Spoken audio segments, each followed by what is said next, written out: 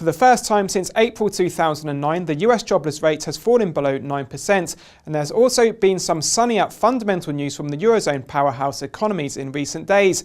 And Andre Knight from FXKnight.com joins me again to explore what this means for the traders' favourite pair. Hi Peter. Well, this week it's all about the Euro-USD once again. We got some non-farm payroll numbers out of the United States on Friday showing us that we've added 192,000 jobs. The unemployment rate came in at 8.9%, and it feels really great to see an 8 instead of a 9 out there. So people are feeling really positive. The US dollar is strong. That's caused the Euro-USD to dip some. And this week we've got some positive news out of the Eurozone. German industrial production went up from 0.6% to 1.8%, and the French government reduced their budget deficit from negative 148.8 billion to negative 13.4 billion. So now we've got good news coming out of the Eurozone. The question really on everybody's minds: did the Euro-USD find bottom? Where is that bottom? And if we indeed found the bottom, how much higher could we go? Let's take a look and see if we can answer those questions.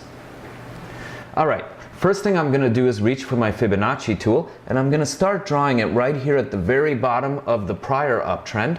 I'm going to hold down my mouse button and drag it up and release at the very top once again of that first uptrend. The next thing I do immediately after drawing a fib is I check for snaps to make sure I've got the right fib.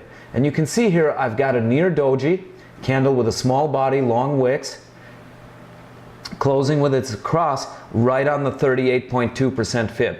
Okay?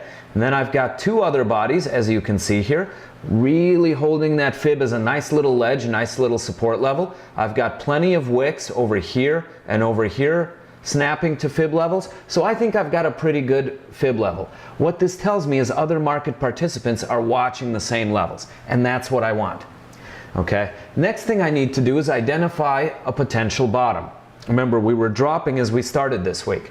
I'm going to use 1.3860 for that level, and the reason I'm using that is because this was our prior high. Remember, this is where we drew our fib up to and let go of the mouse.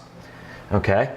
We can see that this level has already tested as support twice and held. Notice these wicks came down here and bounced back up, and then this candle here closed once again as a near doji.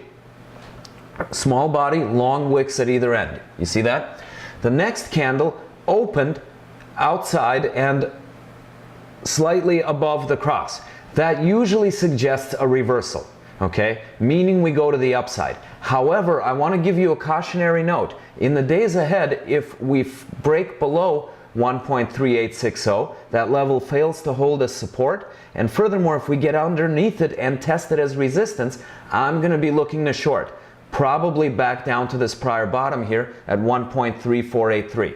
However, if come tomorrow we start to move up, in fact proving that this level held as support, well, then my target, based on a retracement at 38.2, is going to be the 138.2 extension, or in other words, 1.4238.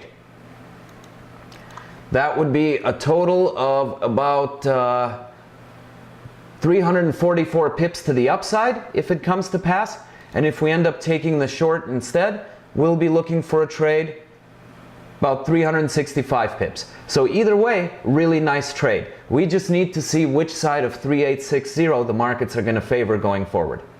Well, thank you once again, Andre. Remember, this is just a guide and maybe a way to pick up some useful hints and tips for your own trading. Goodbye for now.